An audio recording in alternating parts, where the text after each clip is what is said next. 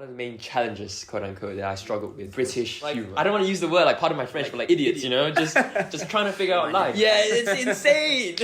Leak some bad information about them during their weddings, kind of friends, Losing a dad and losing a mom are two very different experiences. My dad basically fell ill when I was 14. My dad and I were extremely, extremely close. Physically, I lost him when I was 21. Symbolically, I lost him when I was 14. I felt the need to kind of be a man of the house. A traumatic experience for me. When I was 14, and I'll come home and I'll just lie in bed and cry every single night. Yeah, that's a very good question. I mean, people on a date sleep around or anything. I'm ready to find someone who I really love, and I'm a hopeless romantic. And they took a buzzer and shaved my entire head bald. They don't even call you by your name. You're being dehumanized. What the hell? 200 pounds balance, studying and campaigning. Because I remember people hacking me in the past, and I hate it. And now I'm on the reverse side doing it. Cambridge Union as an institution. That's a very good question. So what I would do as a kid, wear multiple underwears before I knew I was going to get beeped. So when I was hit in the butt, coffee should be on me. But I don't see a coffee machine here, man. Boys and girls, ladies and gentlemen, welcome back to my podcast, Coffee's on me, David Quan, where I strive to give guests legacy-worthy interviews that listeners can enjoy while cooking, commuting, relaxing, or walking their pets. The weather here in Cambridge, as I said earlier, has just been wonderful, and in just a few days, I will have my final undergraduate exams ever. Thank you to my friends, family and community, both here and abroad. I am thoroughly enjoying the Easter exam term this year, despite these exams being worth 100% of my grades for all 3 years of my tripossal subject. I am feeling really blessed to have developed a newfound appreciation for learning. My final exam on Monday will be the paper War and Revolution. Fittingly then, after being asked, I am excitedly taking up this challenge now to do a special Cambridge Union election series.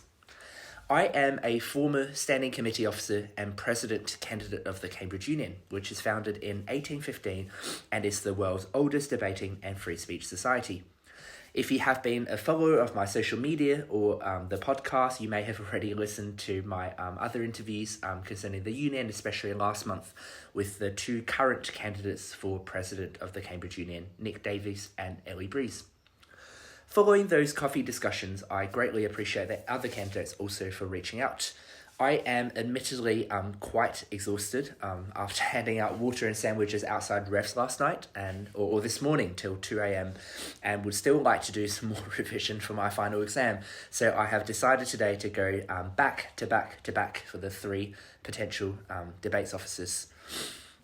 There has not been as much research on these guests as I would usually do for those reasons mentioned, but I am very excited to be led by curiosity and spontaneity, and by the guests themselves, because this is ultimately their stories. This election series, just to note, is not at all sponsored, and there are no formal partnerships. In fact, as always, I'm paying for the coffee out of my own savings, and my aspiration for this Passion Project podcast is, as always, to strive to give my guests legacy-worthy interviews.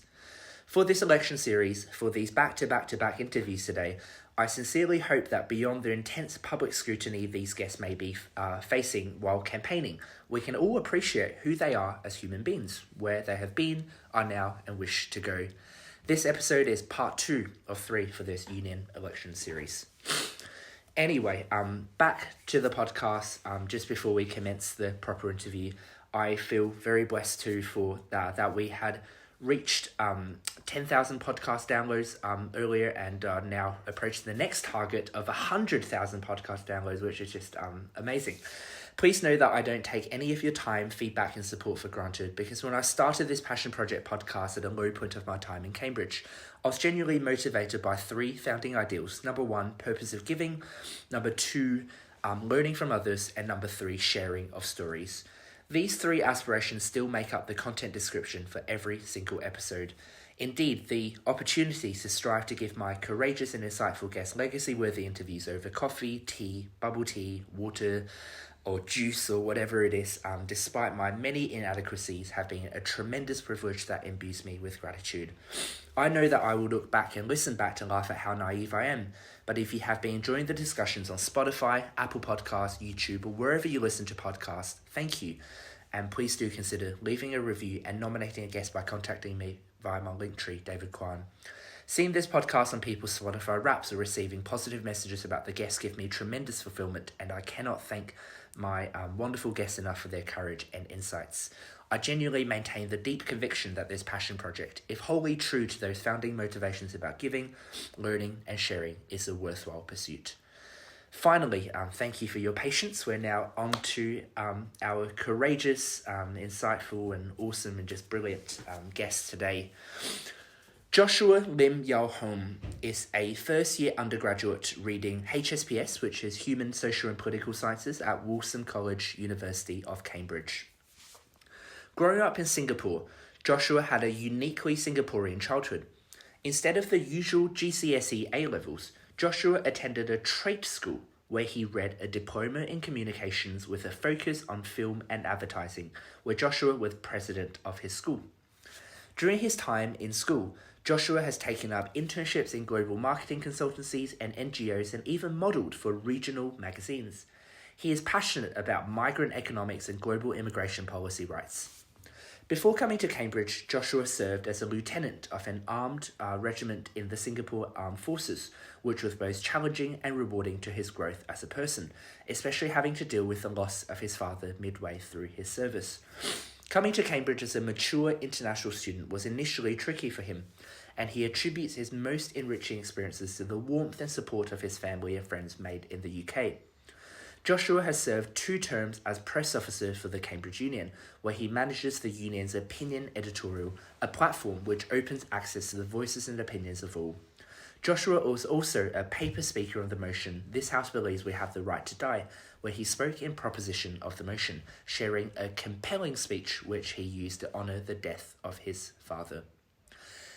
Joshua, incredible experiences, and welcome to my podcast, Coffee's on Me, David Quan. Thank you so much, David. Thanks for having me. And really, coffee is on you. Have you had a nice day?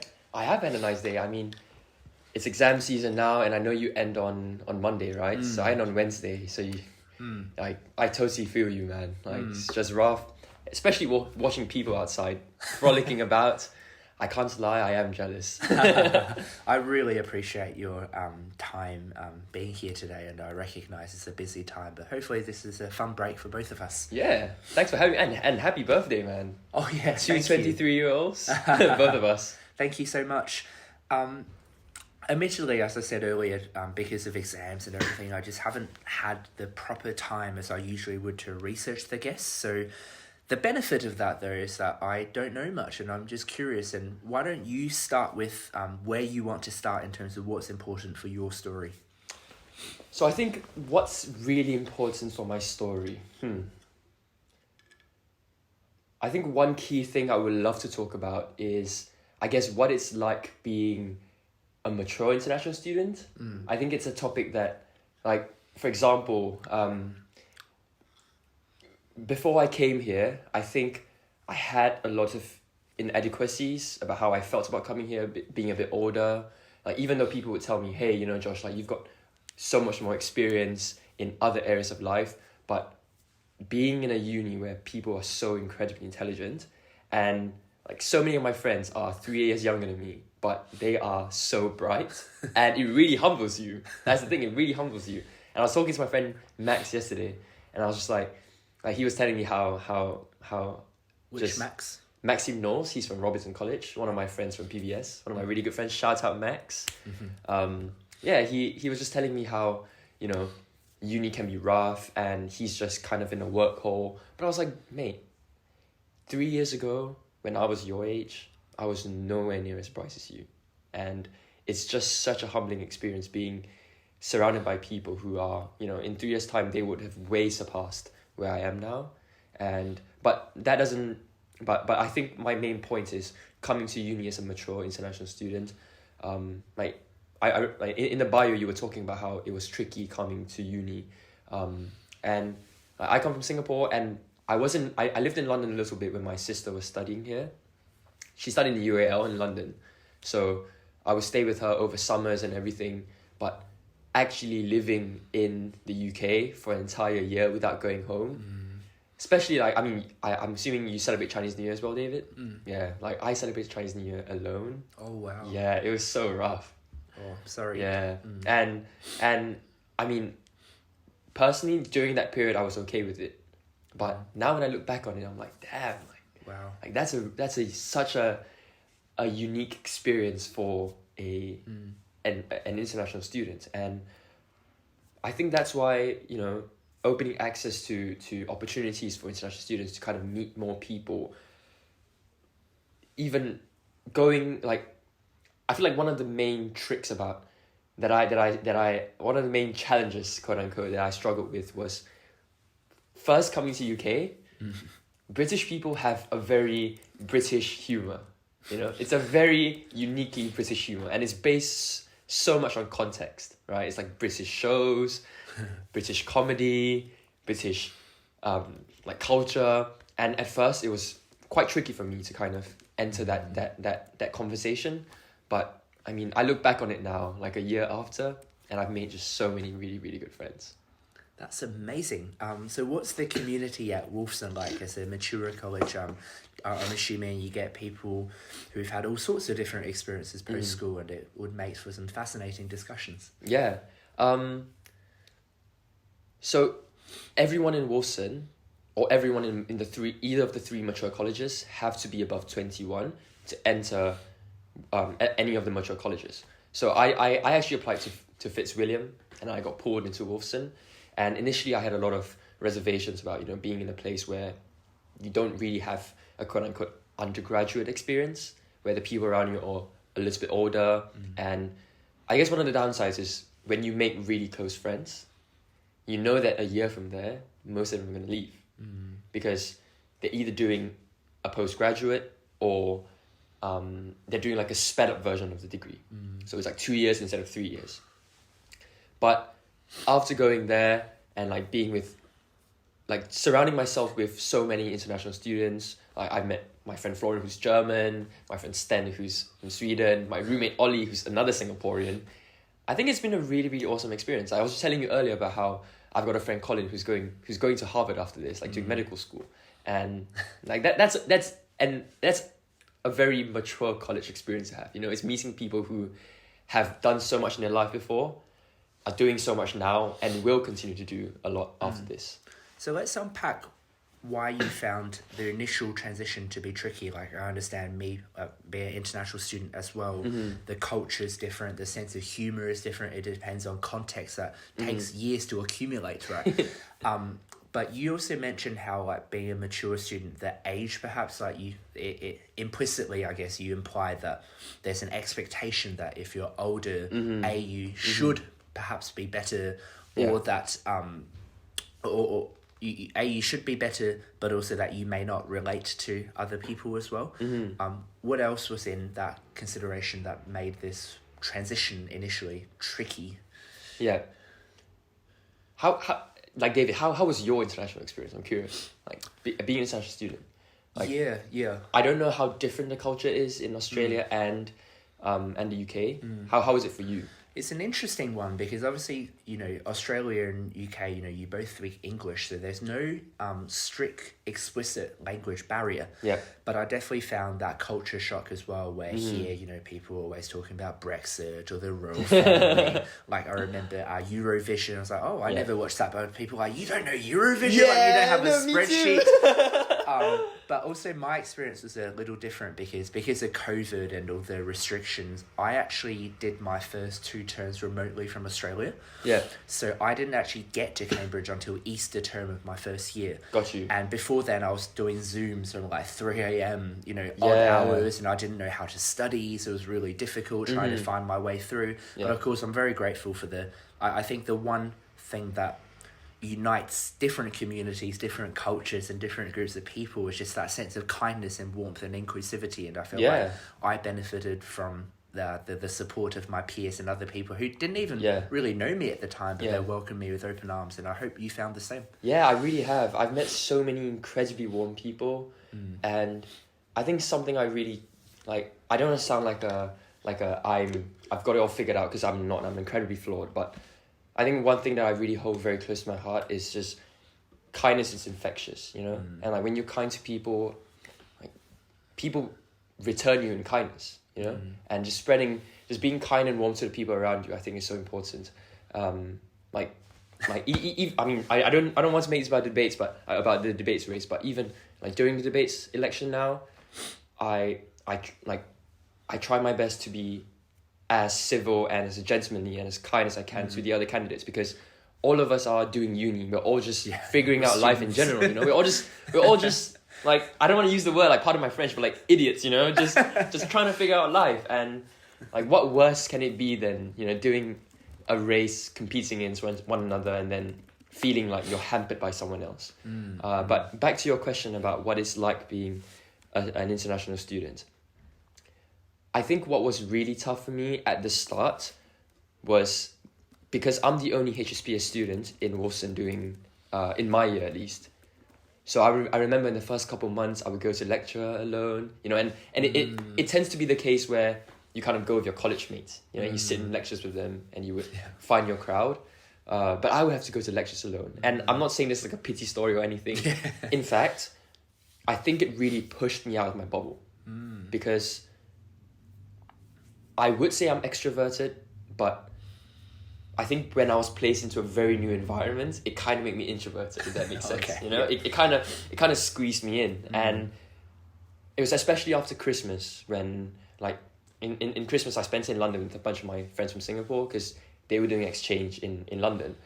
And I was like, damn, like, I don't know any British people, you know, I don't know any, I haven't really made friends.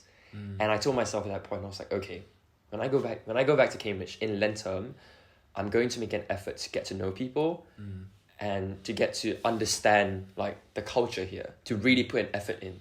And my friends like Alfie, Max, like all my friends from psychology, my friends from HSPS, Myra, like that whole crowd in HSPS, they've all just been such a huge support system to me.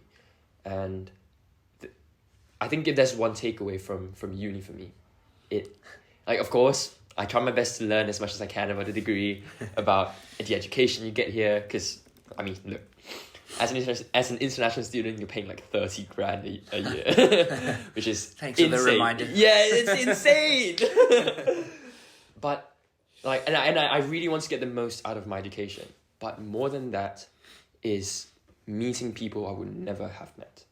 And I would call these guys like friends for life, you know, like people who I will keep in contact with, probably show up to their wedding when they're 30 and then say some really, really bad shit about them and leak some bad information about them during their weddings, kind of friends, you know? So you came back this year in 2023 determined to make more friends, to learn British culture, to really step outside your comfort zone. 6 months in that pursuit, what are like 3 things you've learned about either other people or just British culture in general? Ooh, that's a very good question.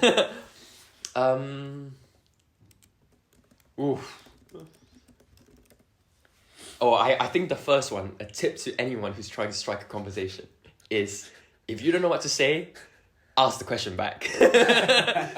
And then get them thinking, and then take the time to think. And if, like, so many times when I'm in a group of friends, and I have no clue what you're saying. Like, you were talking about Eurovision earlier, right? I only found out Eurovision, 6 months ago? I didn't have any clue what Eurovision was. And people were talking about it, they were going crazy. I just stood there and smiled and waved, you know? Like an idiot, and pretended that I knew. And at first, I think it seemed kind of awkward, you know? Like, it was very internal awkwardness. Is what I had unpacked. And in fact, so many of my friends, they, like, I think as an international student, there is a bit of inertia to kind of go into the conversation with your own unique experiences. But I've got my friends trying, like, pineapple tarts, you know, like Chinese New Year goodies, like pineapple tarts. For those who don't know what pineapple tarts are, it's this, like, imagine a scone, but then it's like a ball, and in the middle is like pineapple jam. That's a pineapple tart. It's super high in calories. One pineapple tart is like 140 calories, and you have to run 2 laps in order to burn that. That's why Chinese New Year makes you a little chubbier once you get out those 21 days. But yeah, I think it's really bringing my own unique experience, bringing my own unique personality to the table, and people care. Like, people want to know about you. People are good. I believe. Call me an optimist, right? But I think when you actually are curious about people, people are curious about you as well. So that's probably the first, is staying curious and being really genuine about your interactions. And secondly, what's something I learned about myself? I think learning to be kind to myself. You like what I've learned, I don't know about you, David, but sometimes it can be, you can be very harsh to yourself. Just saying like, oh, you have to get to the next step now. And it is important to, improve, like prove yourself. But I think taking a step back and being kind to yourself, just being like, I can just chill. Like I don't always need to hustle. I don't always need to be the best version of myself. And that brings me to my third point, which is in Singapore, the culture is very hustly. Because Singapore is we're such a financial economy, super STEM based. Everyone's incredibly educated. Like everyone here in Cambridge, like all the Singaporeans here, all 80 of them, I want to say 80, are all like probably the cream of the crop in Singapore. And they're all incredibly smart, incredibly talented individuals. And I didn't go through the usual route. They went through like A-level routes and then came here. I went through a trade route. So I'm the only student who came from my school in Singapore. And you kind of juxtapose that with British culture, right? Like I've got friends who, after they graduate, they just want to work in a pub for a couple months. And at first, for me, that was kind of like, shouldn't you want to get a job after you graduate, like immediately? But over time, I've learned to appreciate that.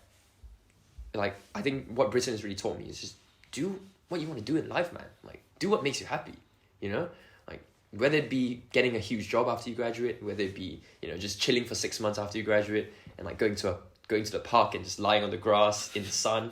Like, do what you want and have fun with it. Like, it's your life. You're young. You should cherish your youth. Yeah, I think those are the few things I've learned. That's wonderful. And in terms of cherishing your youth, why don't we pull it back to school years? I was very touched by your speech for This House Boys We Have the Right to Die. Thank you. Where you kind of gave the tribute to your late father who suffered brain stem stroke. And part of the reason why I was very touched personally as well, my mum had been ill when I was young and she passed away when I was 12. So I felt like there was that connection and that some things that the moral dilemmas that you mentioned in the speech about the right to life and the right to die, about the quality of life versus the quantity of life, and just these ethical big questions. And I'm not saying I necessarily agree with everything that you said, but what I did agree was that it is such a personal, deeply emotional thing. And for you growing up, you mentioned on your nominations form for this podcast how about growing up without a father and without that masculine expression. Would you like to elaborate on what you mean by that and perhaps the context of this? Oh man, I wouldn't say our situations are anything the same, but like relate to you, man. That's also, it's awesome to like really hear a different side of it. And I think losing a dad and losing a mom are two very different experiences, I would say. I don't know anything, but that's what I would think. And so just some context, my dad basically, he felt ill when I was 14, and then he basically was in a vegetative state for about 2 years, and then he could kind of move and do some hand gestures, and he still couldn't speak for the next 5 to 6 years. And then towards the end of his life, he caught pneumonia and he passed on. And my dad and I were extremely close growing up, like really, really close. My dad's just one of those guys that's like when, like, how Asian parents, like they treat you quite harshly in terms of academics. They try to, out of love. Yeah, it's out of love, right? And you never really know it growing up. My dad was the complete opposite. He was just like, be happy, like whatever, like he, like in Asian culture, have you ever been beaten by a rattan, like a cane? I haven't, but it's so wrong. I hope no parents beat their kids. But like Asian culture, they used to have these tiny wooden rods, so like bamboo you rods. were beaten? I was beaten as a kid. Wow. Yeah. It, to be honest, it doesn't hurt, but it's more of the act of aggression, I think, that symbolic, disciplines you. Yeah. So like what I would do as a kid was I would wear multiple underwears before I knew I was gonna get beat. So when I was hit in the butt, then it it actually wouldn't hurt. But I'll just pretend to like scream and be like, that really hurts. But actually I felt nothing. But my dad, he was the kind of guy when, you know, he saw me and he was going to beat me, and then I would like give a little cheeky smile and he would start laughing and put the cane down and be like, okay, you know what, my son's just an idiot. That kind of father, you know. And my uncles and aunties, they would always call my dad and I like best friends, and not like a father and son relationship. Of course, I respected my dad a lot. Like he came from a very, like, he was very poorly educated, but he made his way to where he was, and he had a stable family. It was a simple life we had growing up, and it was nothing extravagant, but I really respected my father. So I think when I lost, I would say I lost my dad when I was, physically, I lost him when I was 21, but symbolically, I lost him when I was 14, because my dad went into a vegetative state, and the years after, my dad, his cognitive skills were just very, very poor. Cognitively, he just wasn't there. And it was like, growing up, I always struggled with what it meant to be masculine. And I've tried the Andrew Tate masculinity when I was really young, you know, doing a lot of sport, being a hard man, because I think one thing about Asian culture that maybe you might relate to, David, is when like, for me, when my dad was like kind of quote unquote gone, I felt the need to kind of be a man of the household, to kind of be the man to take care of my mom and sis. So I've got an older sister, I've got a mum, and I felt the need to kind of be that protective figure towards them. No one told me that. My mum wanted me to be a kid, but I kind of took it upon myself. So I refused to take allowance from my mum at 14, and I would work after school. Some days I'd skip school and then study through the night and make sure that my grades were good. And before that, when I was 13, I finished my year 442nd out of 444. And the next year, like literally over a year, just like that, I was like, I think top 20, because I just pushed myself. You recognize the responsibility that you now have. Yeah, I pushed myself so hard. And it's not healthy whatsoever. I'm not saying like, oh, this is good, I made it, I'm now like succeeding in life. It was terrible for me, you know, for my own mental health, for everything. And I think even growing up, I'm still learning to unpack all these, I don't want to use the word traumas, but I would say it was kind of a traumatic experience for me growing up. But yeah, it was just like when I was younger, I would play a lot. I would like force myself, because I was very sporty growing up. So I would do a lot of sport, and I would try to like over compensate my masculinity to, you know, be this hard man. But as I grew up, I kind of figured that there is so much beauty in being a gentle, being a kind, open, vulnerable man, that I think is something that people kind of take for granted in male masculinity. Like, I truly believe in softness. I truly believe in the gentleness of a man, but also someone who's able to be assertive, you know, when needed to. And that's just human, you know, like women can be masculine as well. Men can be feminine as well. And it's beautiful. Yeah. That's really touching. So in retrospect, are you saying 14 was a turning point in terms of you trying to make sense of your role in the family and in life and in society? Mm-hmm. So before 14 then, were you just more playful? You just didn't really care, and just, as a kid, right? You just enjoyed and sport and... Yeah, man, I was a rascal, bro. Like, my sister would call me a brat. Like I was the brat of the family. Like, I think it's a younger brother syndrome to older sister. I consider myself a huge brat. I would get suspended from school. I'd do a lot of stupid shit, get into fights, everything. But I think that switch kind of... I look back on it and I have no clue what happened in my brain. It was like a switch just flicked, you know, and I told myself, like, Josh, you got to get your shit together now. Wow. Like, if you don't get your shit together now, then like my mom, because my mom was taking care of my dad, and my sister was just about to leave to the UK to study. So I was basically alone. But one thing that really kept me going, David, was like cooking. Nice. Yeah, like I fell in love with cooking. I fell in love with everything culinary, and like just to drift off a little bit, like coming here, I've met so many incredible people who love cooking as well. Like my friend Alfie and Louis from Homerton, they're incredible cooks. You know, and that's something that we share. And I think, I learned how to cook. I learned how to take care of myself, my family. So, yeah, just finding my role in this world and in society was very pivotal for me. I think that experience.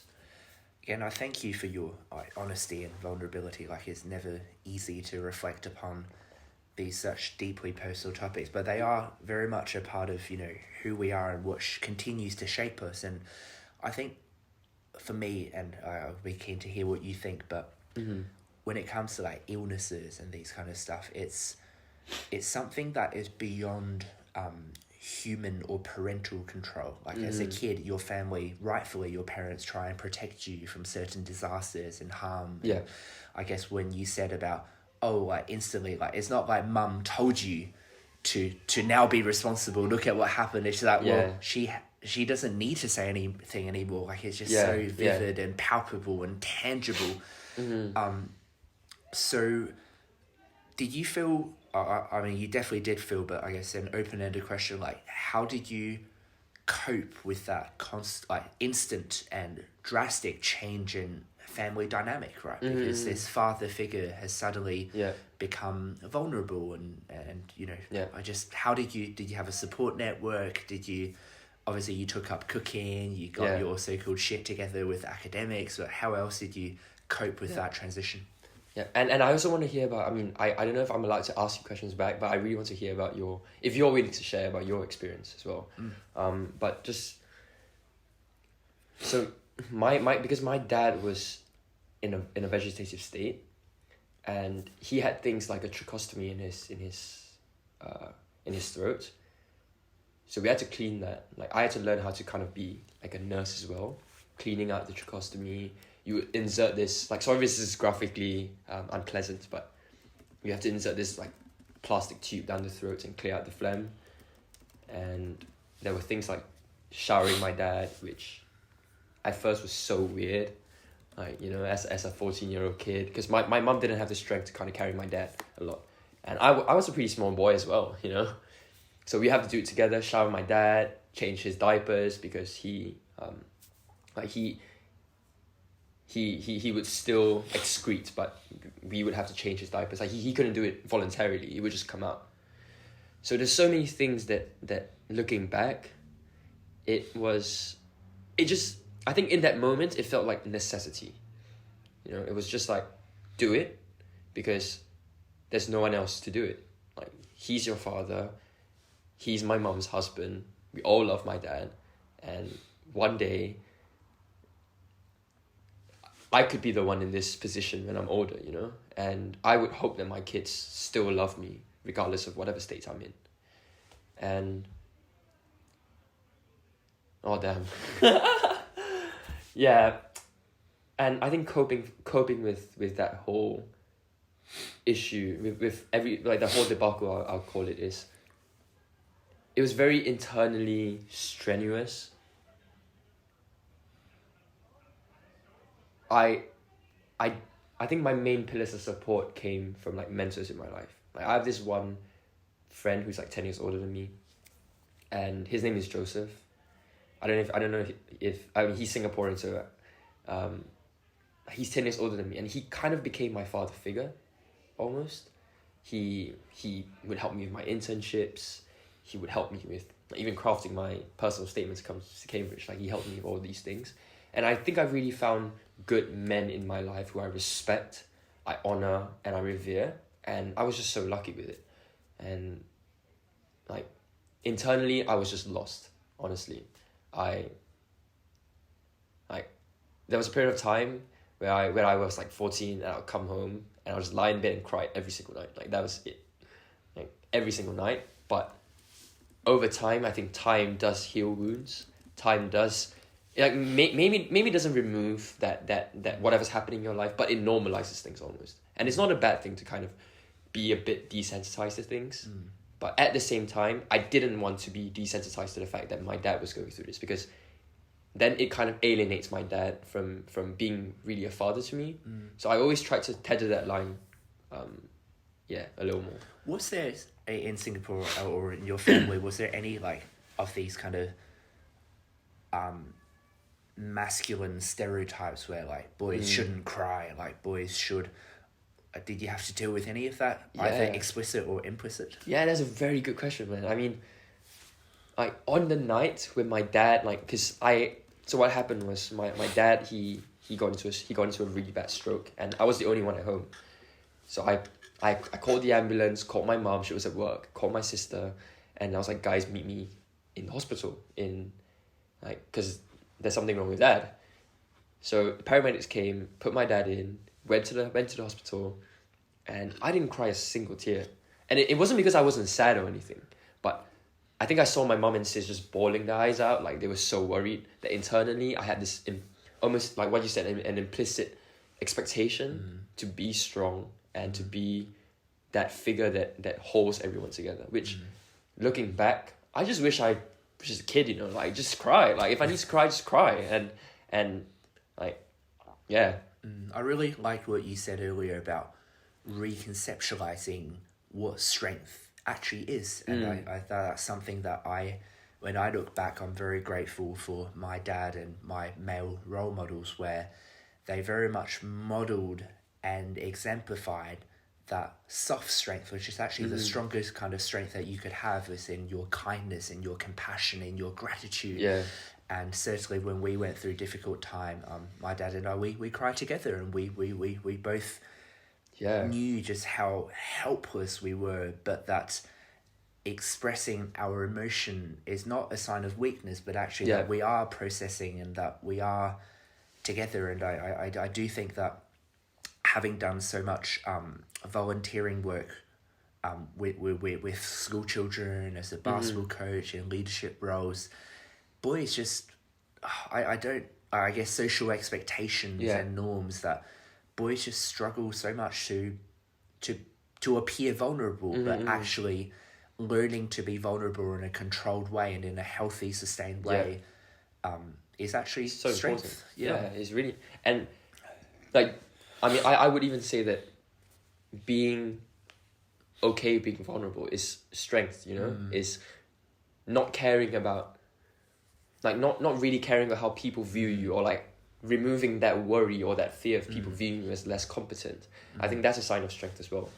And it's hard, like it is hard, like, you know, forgiveness is difficult, kindness is difficult, going above and beyond for someone without the any guarantee of reward is difficult, but those are actually, I think, the signs of a gentleman, which is that you can see the bigger picture, that you can serve other people with that example of generosity and of gentlemen, right? And like, I mean, because when I was doing like an internship, like a volunteering internship at a migrant rights NGO, like in a migrant rights NGO in Singapore, I met so many, like in Singapore there's a huge population of Bangladeshi, Indian, and like Burmese migrants who come to Singapore to work on our infrastructure, like doing construction work. And at that point, the government wasn't really taking their safety and their living standards into like not as good as it is now. I think it was quite terrible at that point, especially during COVID.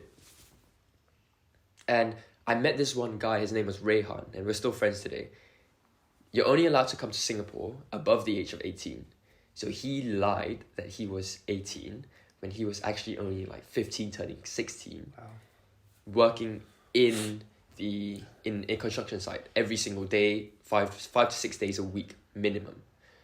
And they would earn about the equivalent of £400 a month. That was it.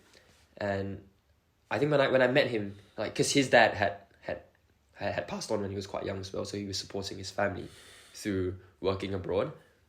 And I was like, damn, Josh, like, I'm still so privileged, you know? Like, it's not that deep. I mean, of course, shit happened and it's terrible, but I just felt privileged in that at that point of time. one, I now have the opportunity to study one of the best unis in the world, you know, and that in itself is a huge privilege that I never take for granted. Even during this exam period, I always remind myself, a year ago, I would have killed to study here. A year ago, I would have, like, if I hadn't gotten in, I would have been devastated, right? And so, like, now, even during my exam period and everything's stressful, I mean, for you as well, I just remind myself, and I just try to keep myself grounded in that sense. Like, Josh, be thankful, be grateful about where you are, and a year ago you would have died to be in this sport. So, excuse me. In terms of, again, like I know, again, in the context of giving you a legacy-worthy interview, I feel like it's my responsibility to honour what you put on the form as really important to you, and, you know, about your father and the masculine expression. You obviously put it front and centre, and I appreciate that, and I respect that, but I obviously do need your help as well to help me with how much you want to talk about it, what you want to share, and the boundaries. So let's keep going on with it, and you awesome. can keep helping me. Yeah. But, do you feel like, so, like, if you become a father now, with what you've learned through there, what would you, like, tell your kids, or what kind of experiences would you want your kids to have? Because these kind of traumas and these different things obviously make you stronger and more resilient, but you never want to put someone through trauma just for the sake of that. So how do you want your kids to build the same resilience and mentality and the same kind of awareness and perspective that you have built through that? Yeah, well, that's a very good question, man. I mean, how do you come up with these? Like, so now I'm attached now, with my girlfriend Troy. So we met in New York about a month and a half ago, actually, and then we spent a couple of days together, and then now we're, like, really in love. And I mean, I hope in 30 years when I look back on this, it'll be this will still be working, you know, because I really want it to work. But I think, like, in the past month or so, we've been having conversations about like, more important conversations about where we see each other in life and where we see ourselves as, like, parental figures. And it might be very early on to talk about it, but I think I would say, not to sound like an old fart, but now that being a bit older, you know, I don't date to like it's perfectly, I mean, people want to date to sleep around or anything, perfectly fair, but for me, I think I'm done with that, and I'm ready to find someone who I really love. And I'm a hopeless romantic, David, like, hopeless romantic. I just want to find love, I just want to be loved. And we've kind of been having these conversations about, like, you know, where we see ourselves in like 20 years time. Like, do we see having a family, that sort of thing. And one thing that I asked myself was, what kind of father do I want to be, right? And I think having lost my dad at a really young age, it makes it quite difficult to paint a picture of how you want to be a father, if that makes sense. Because I didn't have a father to kind of show me what it was like to be a son. But I remember I was in London 2 weeks ago, and I was just walking there because I went to London to study for a couple of days, and I saw this dad and his son kicking a ball with each other in the middle of Bloomsbury in London, like in the middle of the street, like literally like in the middle of the street kicking a ball. And I was like, damn, like that's a good father, you know, like it's simple things being like that. Present and... Yeah, just on a Saturday morning, kicking a football with your son, you know, having a good time, and being present, being involved in what their interests are, like allowing your child to find out what they are truly interested in. I think is something that will really carry forward. I agree with the whole Asian parent teaching the son math, how to play piano, play the violin, play everything in the world, you know, like being the most stellar kid. But I also think what we can learn from other cultures is allowing your kid to be a kid. And I don't know how I'm going to be a dad. I'm 23. I'm like far from knowing what it's like to be a dad, man. But if I could be a dad, and I do want to be a dad one day, I think giving my children the openness to explore what life is and allowing them to fall, allowing them to mess up, to do stupid shit in life, and then just being there for them, being present in their lives as a figure where they can fall back on if they need to.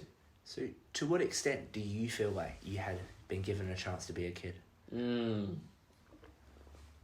From the age of 1 to 14, a lot. Excuse me. Age of 1 to 14, I was a rascal, like huge rascal. Like the most mischievous, the most annoying. I was like my mom was like you like she would tell my dad like Dad, you should make your son a lawyer, because every time I try to like lecture your son, he argues back with me. And I was that kid, that annoying kid that would use would try to frame arguments in a very young age and use them against my parents. I was that annoying kid. But I think from the age of 14 to 22, I after kind of like we were talking about earlier about how I kind of really grew up very quickly. I had to really get my shit together very early on. And the military as well, it taught me so much about discipline. It taught me about how to just take shit. Like in Singapore, we have this term. It's a Malay word called tahan. It just means to bear, like to take, And that was something that for good or for worse, I learned how to tahan, how to take shit, And yeah, I think growing up, during that period, it was like, I really learned how to make myself a lot more mentally resilient. So yeah. So the national service in Singapore, as far as I understand it, is compulsory for men. Yeah. So when you finish school and you are heading in, some people often feel very excited because they will prepare themselves mentally that this is what they have to do, while other people might feel a little resentful, like, oh, I just want to get on with life. Where were you sitting just before starting national service? Oh, I really didn't want to do it, man. I remember, like, hair is a guy's makeup, okay? I remember I sat in that chair and they took a buzzer and shaved my entire head bald. And they don't even call you by your name. They call you by your number. My number was 4114. You're actually dehumanized. You were being dehumanized. Like, I was just another number, right? I mean, okay, it's not that brutal, but in like when they gave me my number, I was like, damn. And I still remember it to today. S4114. Platoon 4, and then the 1 is just section 1, and then bit 14. That was my literal number for a good 3 months before I went to cadet school. And I really didn't like it, but I've met some of the best people in the army. Like, so how it works in the army is you spend 3 months in basic training. So they ship you to this island called Pulau Tekong. Pulau Tekong means island, like an obstacle island, or like a challenge island, almost. So it feels terrible. The weather is 35 degrees every single day. You get to shower once a day. You are constantly sweating. And you're always, like, your entire day is packed with training, learning how to fire arms, learning, like, keeping fit, doing, like, 2-3 physical training sessions a day. The food you get is terrible. Like, it's terrible. Like, it's not meant for you. So bad quality, but do you get enough? Yeah, they feed you so much. Like, they really feed you. But it's just terrible quality food. Like, the chicken's squishy, Like, it feels like it's been sitting there for 3 days, and then they give it to you. So I did 3 months in basic training, and then from those 3 months, they kind of pick who gets to go, like, who goes to which places. Did you get a choice? Or you didn't get a choice? Like, you get to write in your options on a piece of paper towards the end. What were your priorities? So you can either pick, like, whether you want to go to command school. So command school would mean either you go to, like, a specialist school where you become a sergeant, or you go to officer cadet school, or you move on to a unit and become a trooper. Like you go from private and then you work up all the way to, like, corporal first class, and you remain in those ranks. But so I chose to go down the officer route, and they only allow, like, people who hearsay, it's like top 10% of your cohort that goes to officer cadet school. And in Singapore, there's a very kind of like the stereotypical son who succeeded in life. They went to OCS, like they went to cadet school, you know, they did well. I didn't really care. I was just like, you know, this is cool. Like I get to have a sword when I finish it. So I was like, I just go. And I went to officer cadet school, did 9 months there, and I thought those 3 months were dehumanizing. Those 9 months were messed up. Like they were so messed up. I was given a new number though. Bigger or smaller? Much smaller number. I actually can't remember my number anymore for some reason. I remember the first one. That was the most memorable. I was given a different number twice. Like, actually, all that I've been through. Yeah, so many numbers. Like I have a friend who tattooed the number on his arm, like just for fun, you know. Like this is the number I've been given. So funny. Yeah, so I spent 9 months in officer cadet school, and there were hazings every now and at least once a week. And towards the end, before I commissioned as an officer, was when my dad actually passed. So that was a really rough period for me, because I would have commissioned in 3 weeks, and my dad passed 3 weeks before I commissioned, basically. And that week I had a huge exercise to be done, which was like my final exercise that allowed me to graduate. So my dad passed that week on a Sunday, and on that Monday I was supposed to go in. I missed the first 2 days of it, and because I had to go for my dad's funeral, right? And immediately after, went back into camp, went straight into the field. Yeah. And spent 5 days without my phone, without any contact with my family to make sure they were fine. And yeah, that was a really, really, really challenging period in my life. And like back to that whole masculinity thing, not showing emotion. I think especially in the army, when it's a very that is toxic masculinity, you know? You're just surrounded by men who want to be the top dog, like survival of the fittest, you know, trying to prove themselves. So every night I would, like in the field, I remember I would turn to the side, and I would like lie on my side in the jungle, and I would cry but make no sound. Like the most silent. So you felt a bit embarrassed. Yeah, I did feel embarrassed, honestly. It was just the environment I was in, you know, like kind of a toxic masculinity If you were environment. put back into that kind of environment now, but with the awareness that you have now, would you have some more sound when you cry? Oh, I mean, I don't know what sounds I would make, man.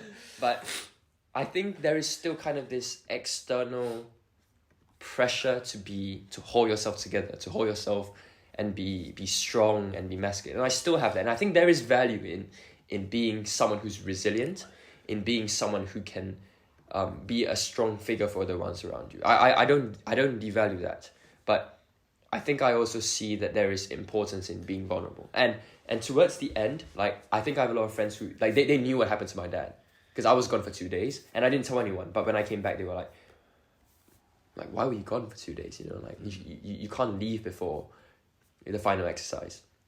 And so I opened up to them, and empowering when you opened up. So empowering, yeah. And it's quite a nice scene to be talking about. Were you surprised about their reactions? I mean, they were just like, damn, like, bro, like, shit, man. Yeah. And we just sat there.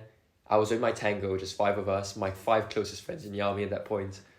Us sitting in the middle of the jungle, muddy-assed, haven't showered in like 5 days, just sitting on the floor, talking about it on the last day. And it was like a really, really empowering experience, like what you said.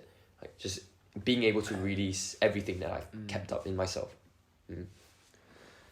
That's beautiful, and I just think the courage you've had to really be a man and to grapple with what masculinity meant, not on an intellectual level, but on a very personal day-to-day level. Like your decisions then are literally, you know, shaping who you are constantly.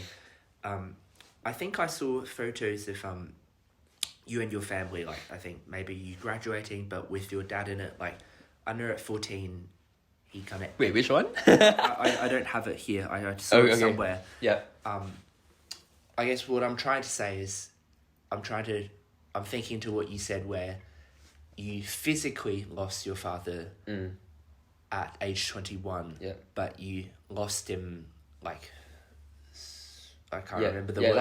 At 14. I lost him in a more, I guess, in principle, if you will. I lost him when I was 14. So I guess what I'm trying to say is like at like 17, 18, when you had these big milestones where he was still alive and he could still be included in the photos. And like, I think he would know what his son has continued to achieve. So between those two kind of periods of where he was in that vegetative state, what did his physical presence mean to you? I think one of the key milestones that I had in life was getting into Cambridge, and he never got to saw that. But before that, when I was in the army, like in Singapore, it's a very like that's always like, oh, it was tougher in my time, you know, that sort of thing.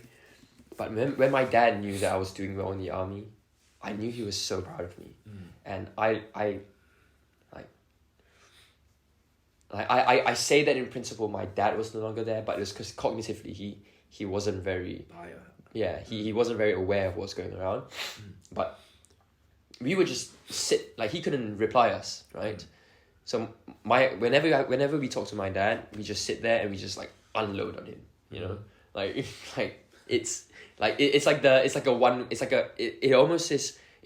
at first it felt like a one-way conversation, but over the years went by, my dad could kind of like he would smile a little bit. He'll make all these little gestures that really, really felt like, you know, actually he was listening. Yeah, he was really like he knew what was going on, and that made me like that was all that I needed, you know, just to know that my dad was listening, like for him more of, because I wanted him to be involved in my life, and I knew as a dad he wanted to be involved in his son's life, in his daughter's life. Yeah, so like big up to John, man. Like, yeah, rest in peace in heaven. Yeah, I always make this joke. Like, I would never have made it to Cambridge because my dad's probably up there talking to like the PM of Singapore because he studied here. Like talking to PM Lee and like they're like, hey, yo, get my son in. Is there anything, any other things about your amazing late father that you would like to share to keep in this recording as a tribute to him? Oh, wow. I think one thing I would want to say as a tribute is how incredible my mum is. Because my mum used to work as an architect, and she quit her job when she was like a year after my dad passed on, and she took care of my dad with all her heart. Like she gave everything to my dad. Love. Yeah, that's love, man. Like it's not like love more than just a feeling, you know. Like the song by Joey Badass, and love is more than feeling, right? It's loyalty, it's dedication, even when sacrifice. It's when so you much don't sacrifice. want to. Yeah, like my dad couldn't kiss my mom, you know. Like he like my mom just gave all that she had because she loved him. It was a choice, and that's something that I really, really took away from their relationship. You know, was what it means to be loyal to someone, and yeah, like so. To Lean, to my mum, yeah, she's awesome, man. Like she's a superwoman. She's a warrior. She must be so proud of you as well. Thank you, really appreciate that. Yeah. Trade school. What does that mean? Yeah, so in Singapore, there's two main routes. After you finish secondary school, so primary school is from 7 to 12. Secondary school is from 13 to 16, and at 17, you either go to what we call a junior college, where you do 2 years of A-levels, and you take your A-levels when you're 18. Or at 17, you go to a trade school, it's called polytechnics in Singapore. So in these schools, you learn, it's sort of like a pre-uni, you know, it's like a tertiary vocational school. Yeah, like a vocational school, okay. Exactly. So you can do things like engineering, you can do things like business, you can do things like even banking as well. And the whole point of that was the Singapore government put that in place to get people into the workforce at a quicker rate, because university was more of like a luxury for people at that point. But there is a stigma towards people who go to vocational school or like polytechnics instead of going down the A-level route. And I remember when so what happened was I actually went to a pretty good A-level school, like a pretty good junior college, but I dropped out and I made the switch to a trade school. And my uncle, like, they're very traditional. He was like, he told my mom, he was like, don't let your son make the change. Like it'll mess him up. Like that is the kind of, like, I don't blame him because he meant for my own interest. Yeah, it was in a very, like, I'm very close to my uncle. So he meant it in a very loving way. But that kind of highlights the traditional stigmas that exist around trade school. But I had the best 3 years of my life. I learned so much about myself. Like socially, I learned how to be human and talk to people, how to relate to people. I studied things I actually enjoyed, you know, like learning film. Like we would do film critiques and then just be in lectures and talk absolute shit about, like, chat absolute shit about them, like we knew what we were talking about. But in reality, we knew nothing about it. And I really found an interest in advertising and PR. So I did an internship with like Ogilvy for a couple of months, and that taught me so much about what the working world was like from a very young age. So I did my first internship when I was 18. Yeah. So that was really fun. So before we delve deeper into those 3 years and what you've learned, given you got the two paths, I'm thinking like Robert Frost, like the road less taken or the road not encouraged to be taken. You obviously knew the stigma, and your family, like your uncle, were actively trying to dissuade you from this route that in lots of people's mind is just a dead end, or at least not as good. Why did you make that decision then? Yeah. So I made that decision because I was just so burnt out from like academics. From academics. When I was at 16, you all take Cambridge. No. So here's the interesting part, right? When I was 16, I visited Cambridge for the first time, and I told my sister, I told my dad. Actually, I called him on the phone. I was like, Dad, one day I'm gonna study here. And my dad thought I was crazy. He was like, "There's no way! Like you're going to that uni, man. Like you're insane, you know." But he just smiled like it was a very childish kind of belief. And when I was 16, I got rejected from the ideal school I wanted to go to. It's called Anglo-Chinese School, and a lot of Singaporeans who are here now, they went to that school. So I went to a different junior college, and I remember the first couple of months I was so burnt out from the exams I'd just taken 2 months ago. And it was like the moment you go in, there's this thing called week 0, it's like orientation week. Everyone's just having fun. But the moment like week 1 began, everyone's in the canteen studying over lunch. It was so intense. I felt incredibly burnt out. I just couldn't do it. So I made that switch for my own health, for my own sake as well. But more importantly, quite mature. Yeah. Yeah. Sorry, go on. Yeah, but at that point as well, I wanted to make money earlier. I wanted to support my family.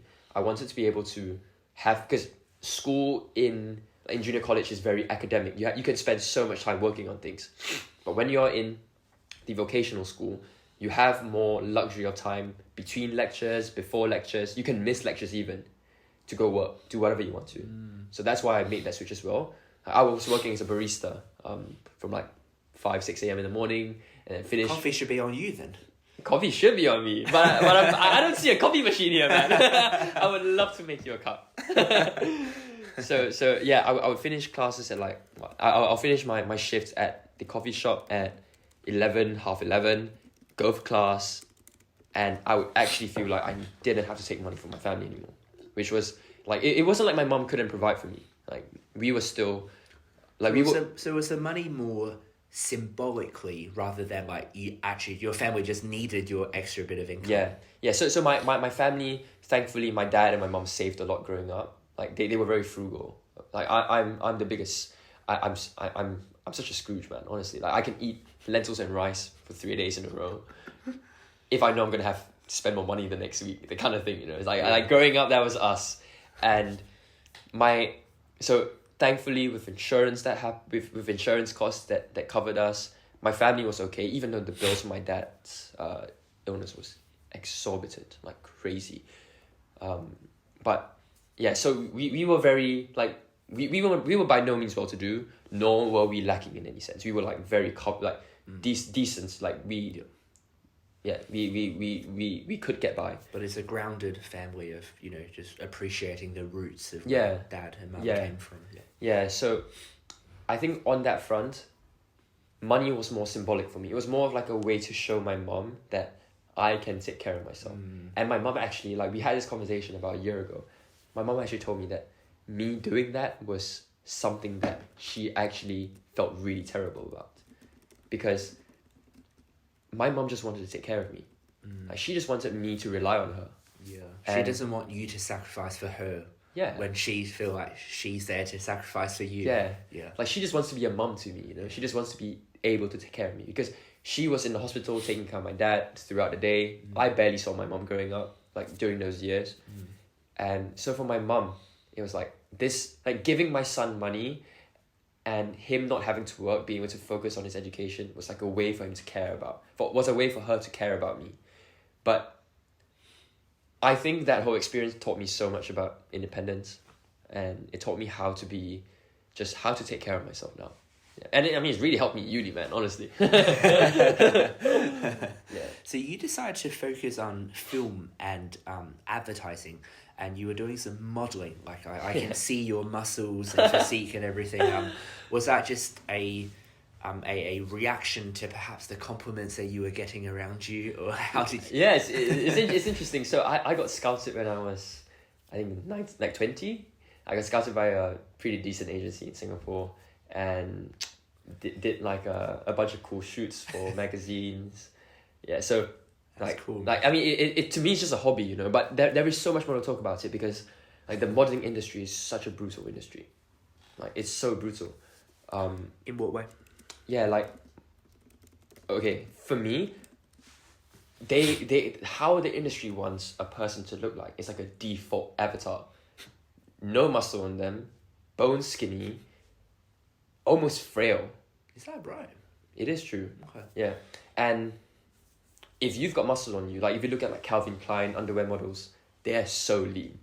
But they've probably been dieting for like 2 months, and then only the night before they've eaten something so that they don't look unhealthy or sickly.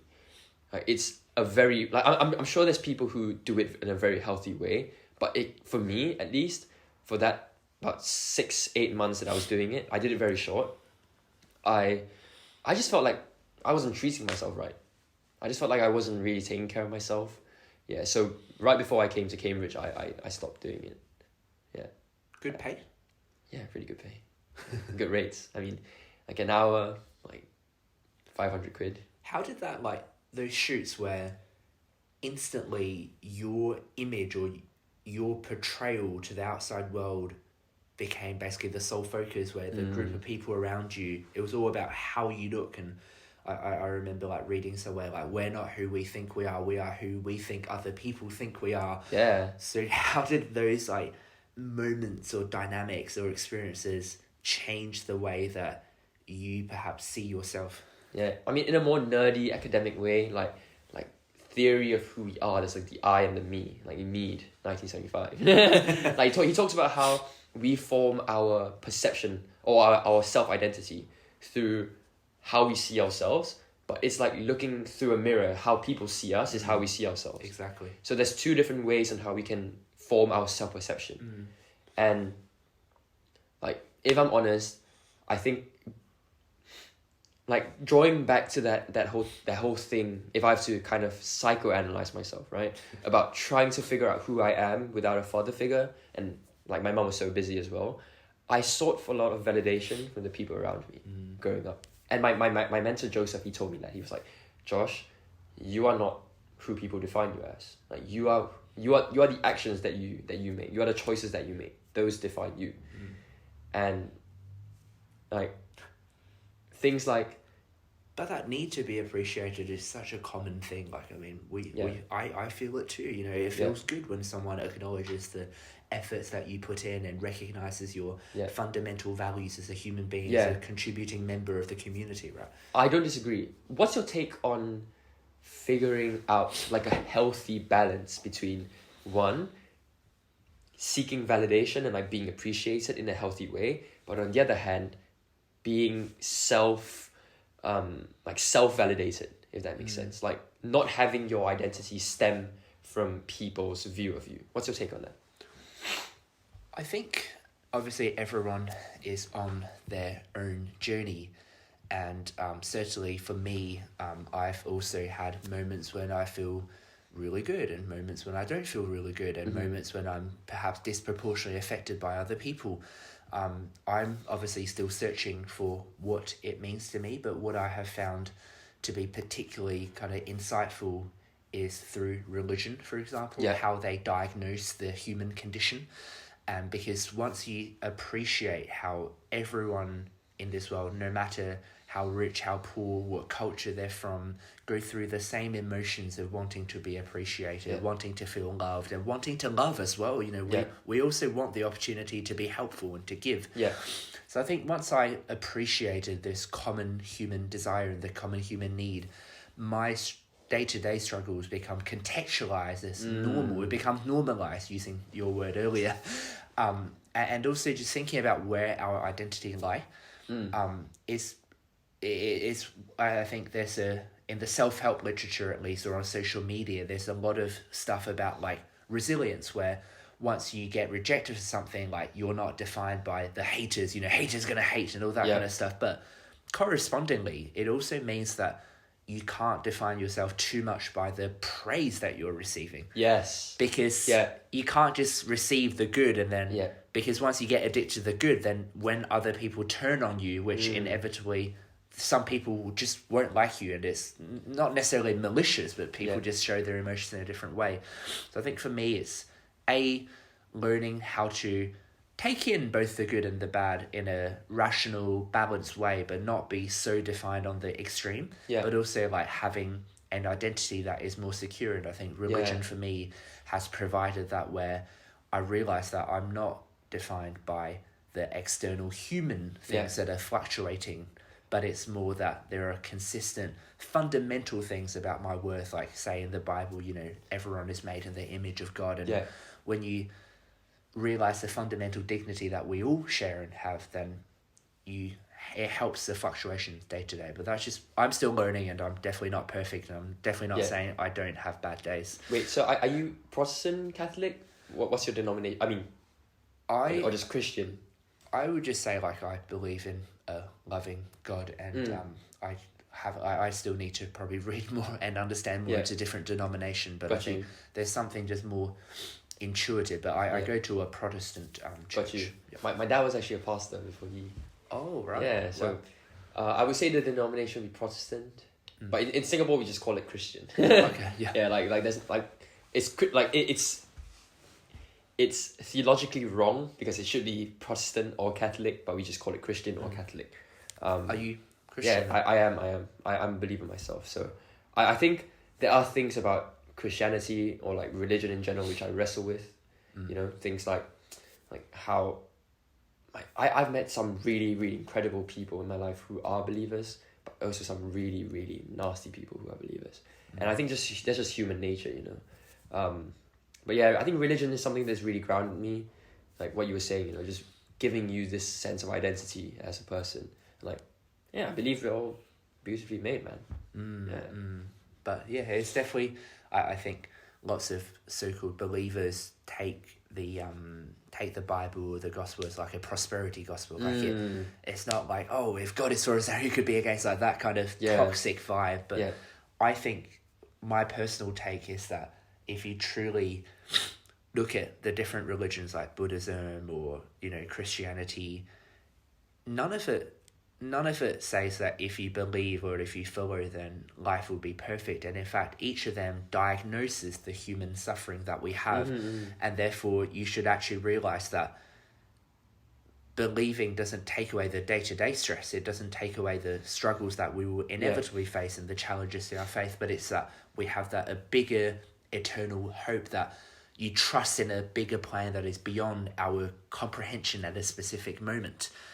And I think when you say like believers doing nasty things, I think that's my personal take. On the one hand, lots of people use religion, like they do things in the name of religion.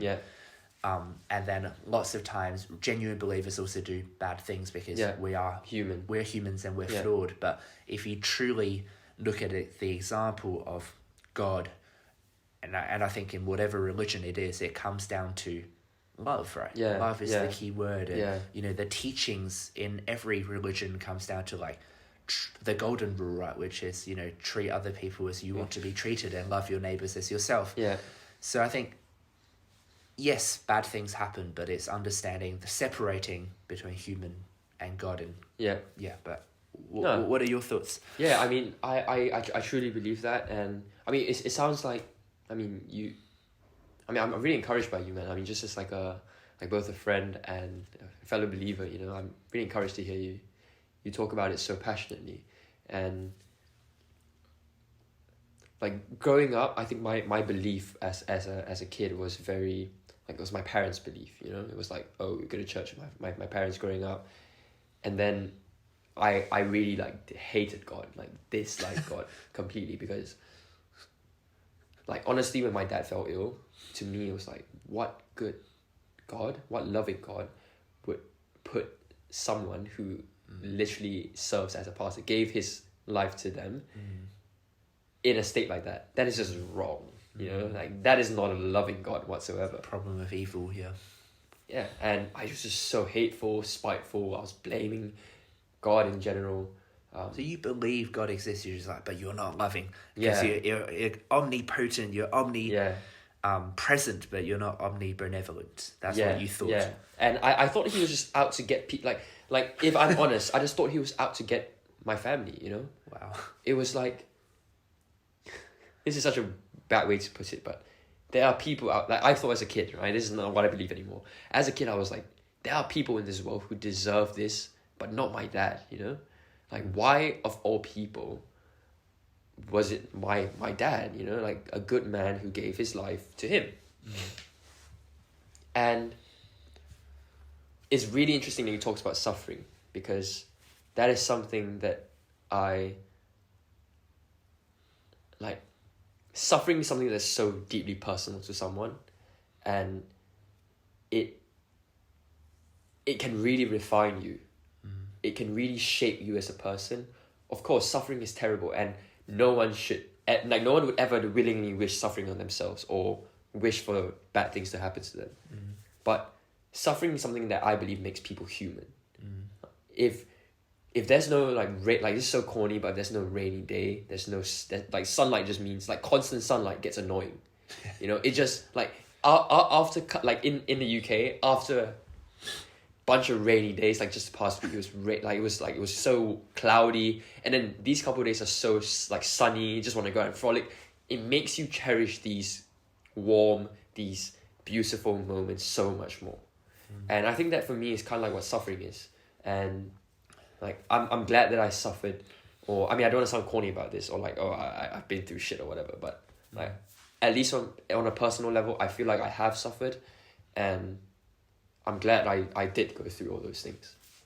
And it's really, really made me who I am today. It's really hard, yeah. I mean, the problem with evil constantly grapples, and I or other people aren't really, we don't really have the epistemic positionality to really understand what other people have gone through and what they're thinking, and it's not my place to judge. And I think the Bible makes it very clear, if we judge other people, we are being hypocrites. Yeah. So for you then, I totally, I empathize and understand why you started questioning God in that sense of, my father, a good man, obviously none of us are God, but he devoted his life as a pastor to serve and to give, and why is this happening in such a way? How did you then, come to the position now reconciling that the reality is that a good man has truly suffered, and and for you now to still have faith and to still pray and to still believe that the overall plan is good? Yeah.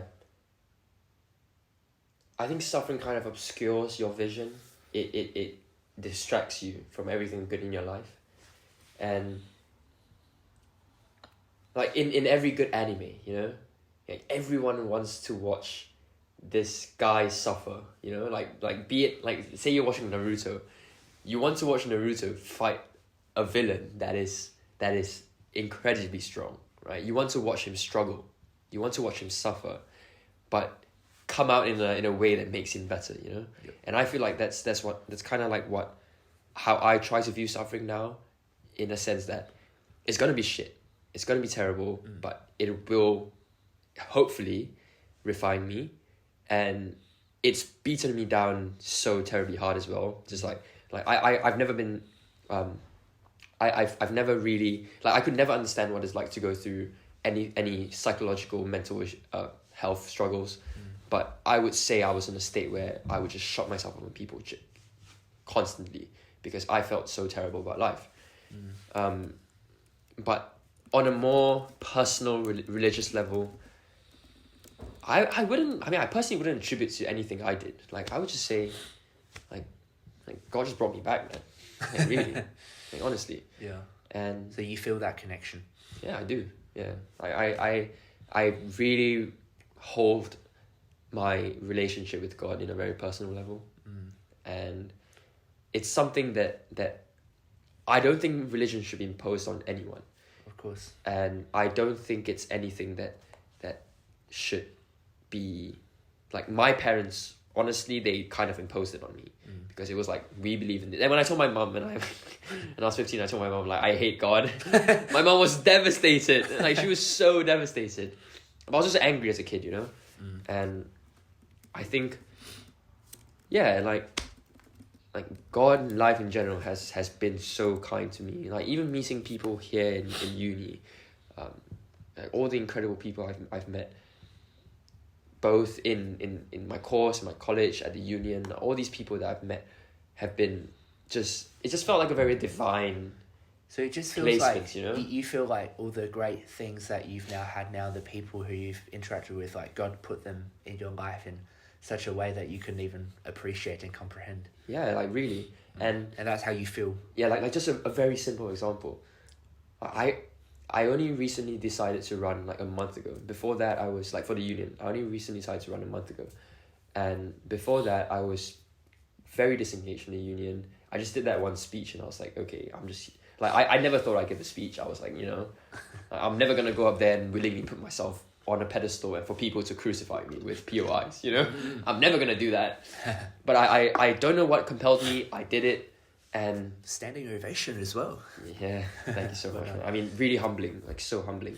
I was a bit tipsy as well, so I like when I sat down, I was like, wait, what? and the wine actually did help with the speech. So, I only recently decided to run a month ago, and before that, I was going to the union. I was a press officer. I was just there, kind of, you know, really making genuine connections with people. And I think one thing about this whole process is that standing for elections, it can tend to be very disingenuous, and it was so disillusioning for me because I felt like I was going to people with an objective, you know, like I'm going to get your vote and that's it. It was so dehumanizing and I hated it. Yeah, I really hated it. But drawing back to that point, before that, I met so many incredible people at the union, just like getting to know them as people. Like my friend Neil, Lucrezia, Connor, so many incredible people, like Chris George, meeting all these people through just being friends with them. And life is just really teaching me, without sounding too corny, life is just really teaching me the importance of being genuine, being kind, and these good things will come to you when they need to come to you. Yeah. Alright, seeing we've mentioned the union, I've just got a few general questions and there will be ways for you to just share. So I guess to start, you've somewhat touched on it already, but just I guess maybe worth focusing on, like, what do you feel like has led you to make this decision to put yourself forward for a candidate for debates officer of the Cambridge Union, which is a big responsibility, very public facing role that shapes the student discourse or political discourse around Cambridge? Why? Yeah. My main reason for running for debates officer, I think, is I have gotten so much from the union, it's a place where people, some people have a vehement hatred for the union.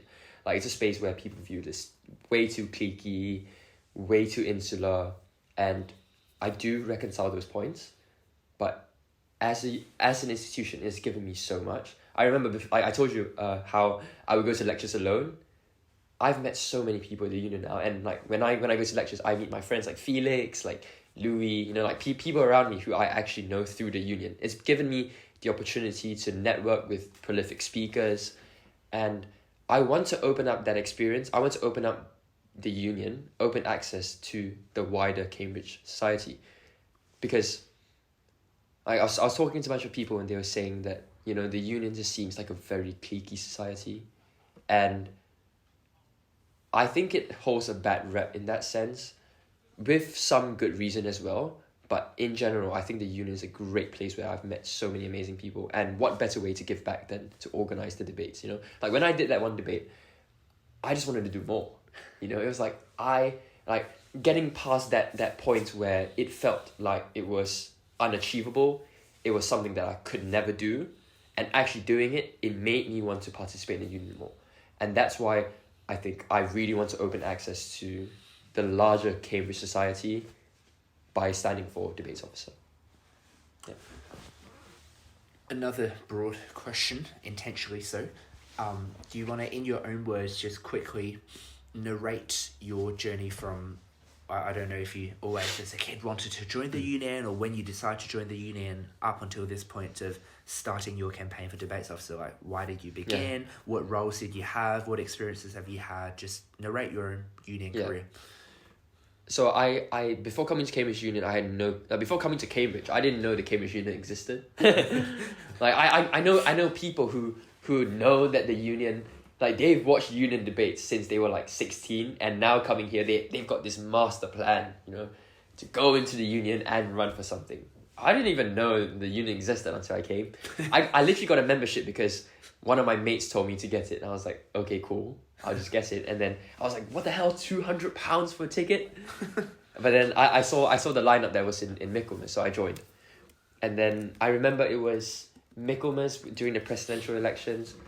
I went in because someone dragged me into vote. Like someone was like trying to sell it to me, like hack me, right? Like they were hacking me in revs. They were like, you should go and vote. Now's your turn. Yeah. Oh my god. I would never do it at revs. Revs is a good time. I'm just there to enjoy the smoking area and the drinks. The music's terrible, so I can't put that in. But I went there and I spoke to this guy Neil, he's still my boss in the press team, and he was like, you should join the press team, like just get involved, and just it's a great way to like meet new people. It's a great way to use your skills, and you're a mature student, you have competent qualities, having worked in the PR industry and the advertising industry that we could really use. So I was like, yeah, you know what, I'll just join.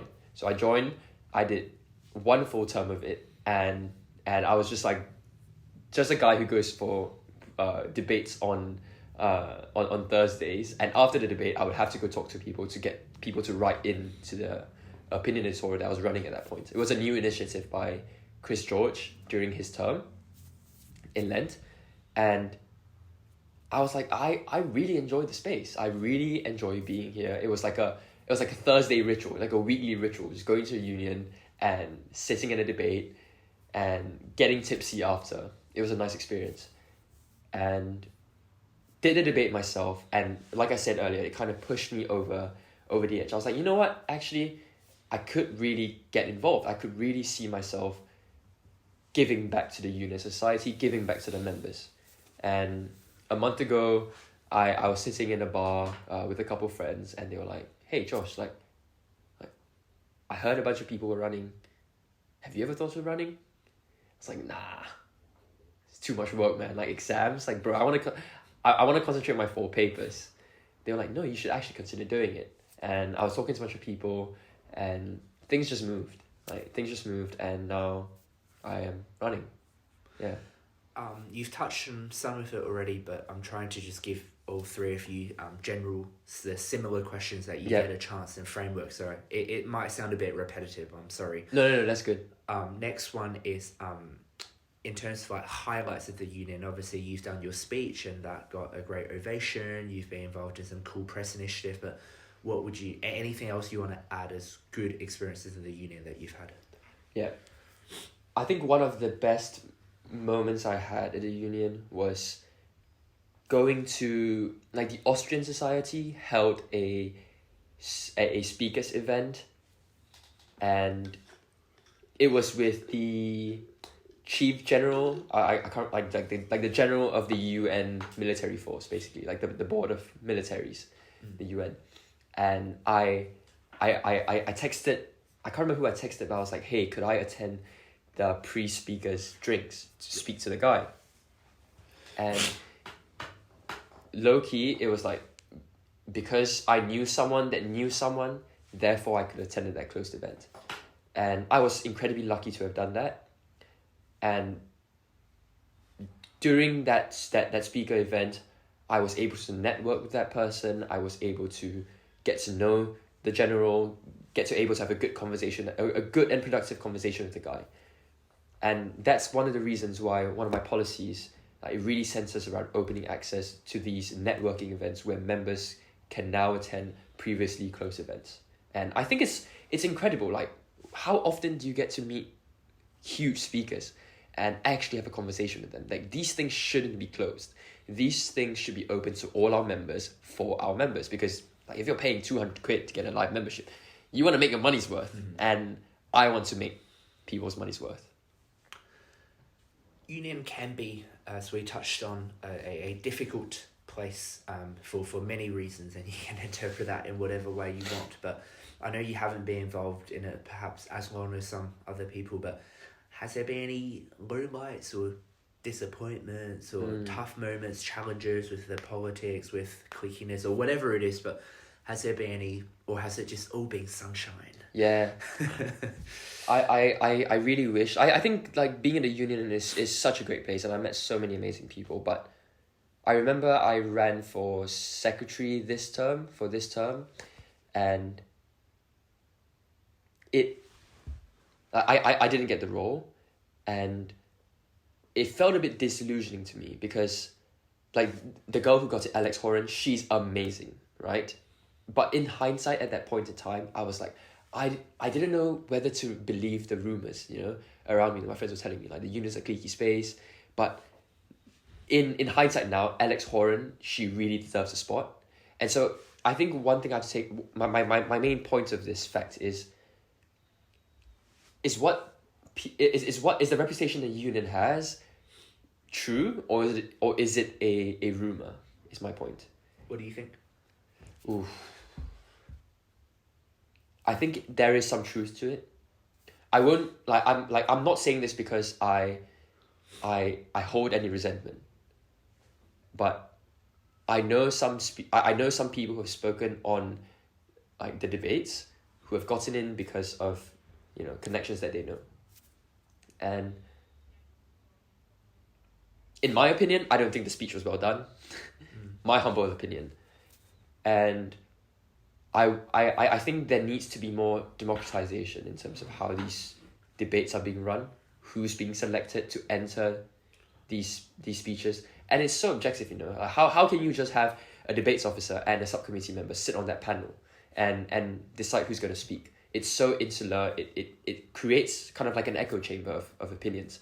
And if we truly believe in free speech, we truly believe in diversity, then there needs to be a bigger panel of people to decide who gets to speak. Yeah. And yeah, I think the union in itself, like in general, would I say is a rumor? Not necessarily a rumor, but there is, like, back to my point, there is so much that I took away from it, that it's, I can't say, I just can't shit on the union like that, Like, I really, really enjoy the union. Like, if not, I wouldn't be running. Yeah. So by the time this gets released, there will be full campaign season. Nominations would have closed. What part of your campaign strategy are you comfortable sharing? How are you going to approach how I understand you need to get votes and you want to appear genuine and all that kind of stuff, but what's your plan, or at least what do you intend for the 6 days to look like? Yeah. Can I just say to all the other candidates, like, if you're hearing this, right? I don't know if you hear this, but I understand that it's a really tough period. Like, I was just talking to some of the welfare officers earlier in the union, and they're amazing. Lauren and Lily are just incredible. I had to go see them last month for the first time. But yeah, they're just incredible. They are incredible. Like, I was just having a chat with them because they're meant to be neutral, which I think is a really, really good initiative put in. And I was just telling them, like, I've got 3 more exams. Tomorrow, Monday and Wednesday. Hustings are meant to be on that Wednesday. Yeah. Elections open tomorrow after my exams. Yeah. The whole weekend I'm meant to study, but now I've got to balance studying and campaigning. And all the other candidates are done with exams. Yeah. And I just felt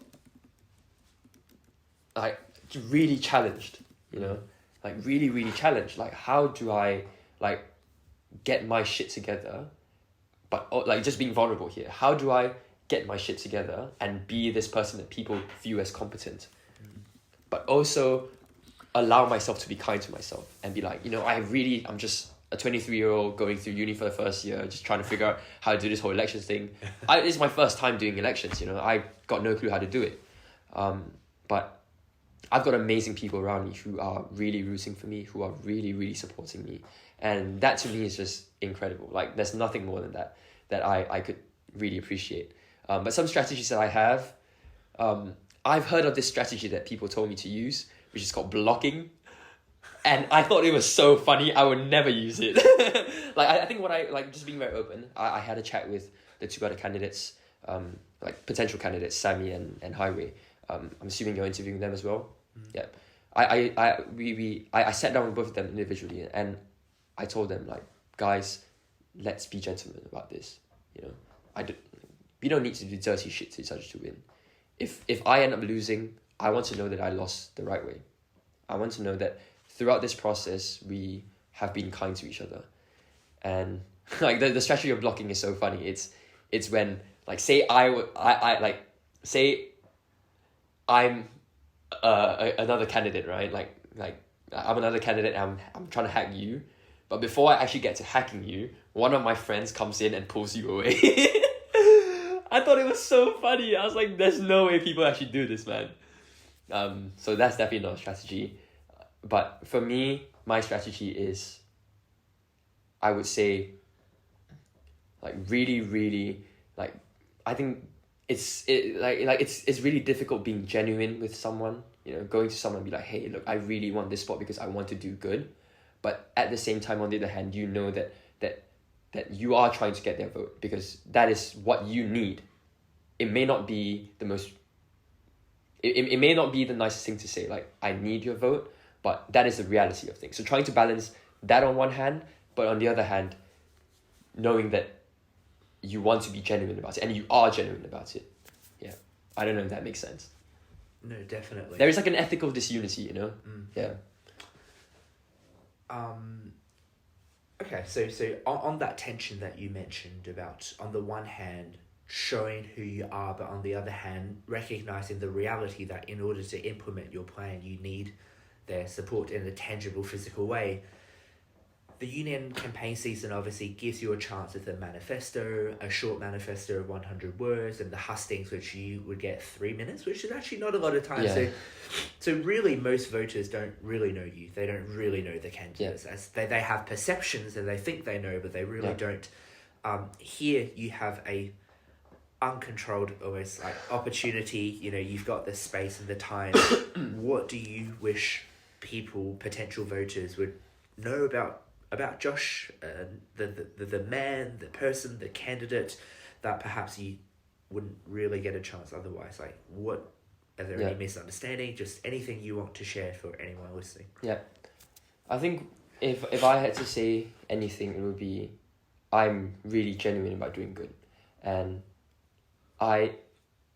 I know it's difficult to be like it's a really sucky feeling when someone texts you like, hey, wanted to reach out to you about the union elections, and I actually feel bad doing that, and it feels like a tiny bit embarrassing because I remember people hacking me in the past and I hated it, and now I'm on the reverse side doing it and it makes me feel terrible. But if there's anything I wanted people to know is I'm genuine about doing good. I'm genuine about giving openly access. I'm genuine about making things more diverse, less cliquey, and I'm really, really genuine about wanting to make Cambridge Union as an institution a place where people feel welcome. Like as a mature international student, we don't get much representation. Like Chris George, he was the first president of like the first mature college president ever. And I think we should have more representation. We should have more diversity. I'm mature, I'm also international. And I think I give a very unique point of view that differs from what has been held in the past.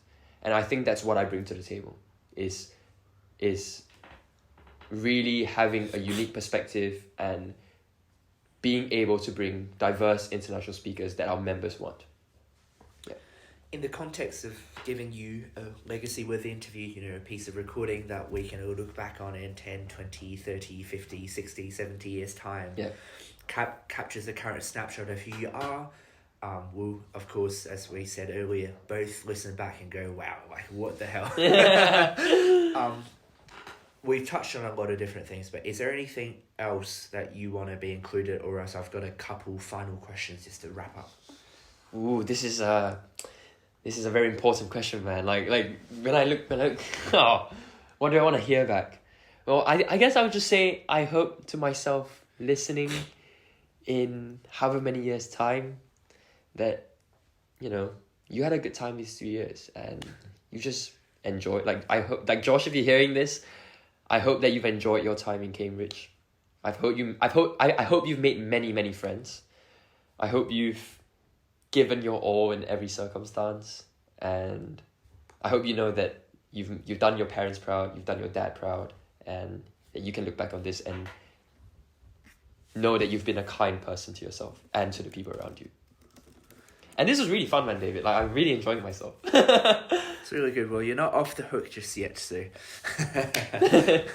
Okay, before I wrap up with the final two, just a quick round of rapid fire questions. I don't actually know what I'm going to ask you, but we'll figure it out. So it'll be a snap judgment, like quick answer. Got you.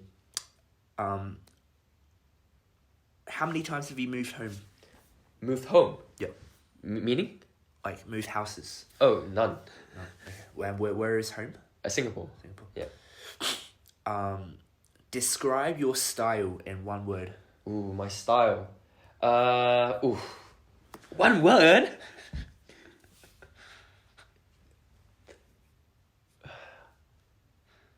Oh my god, this is so difficult, man. One word? I would have a few. Okay. I would say it's contextual.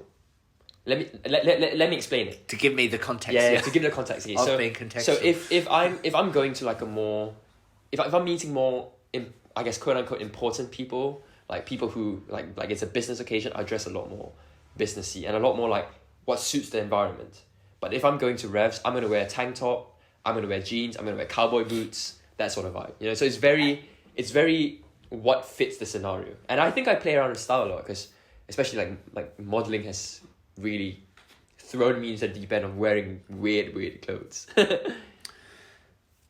Is there a movie that comes to mind that you have cried on? I love Whiplash. Yeah. What dish do you cook best? You got that cooking account. Oh, you saw your own cooks. The best. I would say handmade carbonara. What's your favourite board game? Cluedo. Favourite fictional character? Spider-Man. Finish this phrase for me, so I'm going to say a sentence and finish the word. The way to my heart is... Food. Easy. Not to go vote? No, I'm kidding. Cheeky man.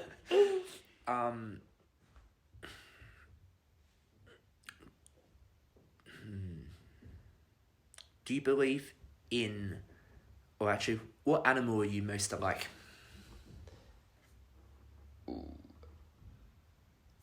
A capybara. If you ever get tattoos, what would it be? And it can't be your number. So I really wanted to get a tattoo recently. It was like a hand drawing of myself, like not of myself, but it was a hand drawing that I did of myself, like a sketch. And I'm actually gonna get it, I think, next month. So it will be like a really ugly clock, because I'm terrible at drawing, like a clock, and then instead of numbers around the clock, where it's like 1 to 12, it would be different, like my dad's favorite foods. So like kaya toast we have in Singapore, we've got like Chinese noodles, that sort of thing. And then the date and time would be on the date and time my dad passed. It's like 10:58. That's beautiful. Favorite colour? Forest green. Who do you text the most? Currently, my girlfriend. That might change this week. Huh? No. She's in Japan now, so we're just talking about her trip in Japan while I'm studying in my room. And how much I'm jealous of her. That's pretty much it.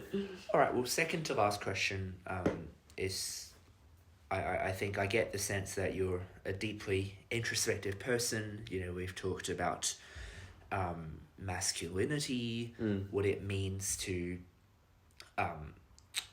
I guess, to grow as a person. And in each of these phases where you have changed and developed and evolved, it's very clear to me that you have recognized the community, friends and family and people who have shaped you. Yeah.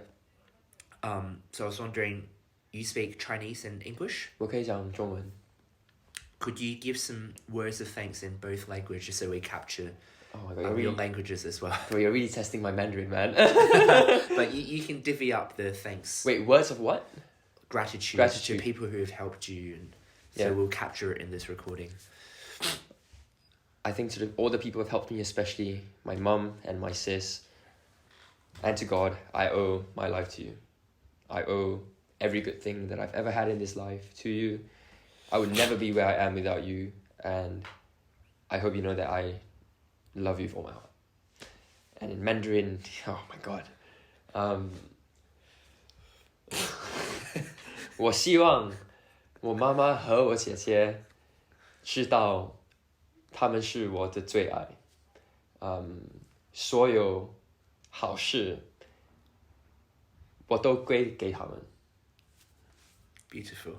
Final question, tying it all together with your Singaporean childhood, dealing with the competitive situation, being a, as far as I can tell, a very naughty, very rebellious pre-14-year-old. You don't rub it in, man. I know.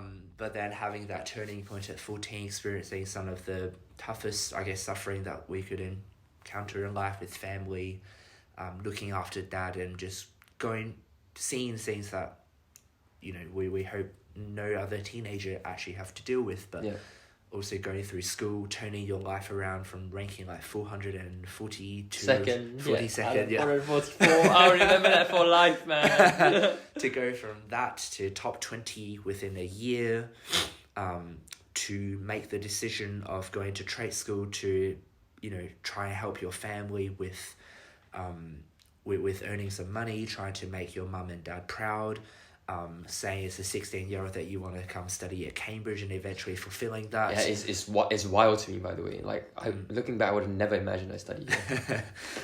Going to do the national service even though you didn't want to, and going through that intensity, getting your hair shaved, which is it's so dehumanizing. And my head shape is so ugly, man. I've got ugly, like an ugly natural head shape. And having that number given to you, coming to Cambridge, struggling as an international student, not really knowing British culture, going to the union, giving this speech, getting a standing ovation. I can go on and on about the highs and lows, the challenges, the faith that you've had. When you tie all of that together and think through your life and where you are now, what's one message, quote, or saying that you wish every teacher, coach, leader, would promote and every child could internalize? So your life philosophy is the final. I really like this quote. Not to be like a Sigma male, like man. I don't believe in that shit. But Aurelius has this Stoic quote: "He who suffers before it is necessary and suffers more than necessary." I love that quote. Very deep. Josh, it's nice to meet you, and I appreciate you reaching out, and thank you so much for your honesty and vulnerability, and it's always nice, I think, to go beyond the superficial and to understand what makes us who we are, and it's beautiful, and I thank you for dealing with my mess as well, and it's just, the pleasure is mine, man. The pleasure is mine, and like your room is really nice, very nicely located, bro. Thank you so much, and best of luck for the week ahead. Thank you so much, and you with your exams. Thank you.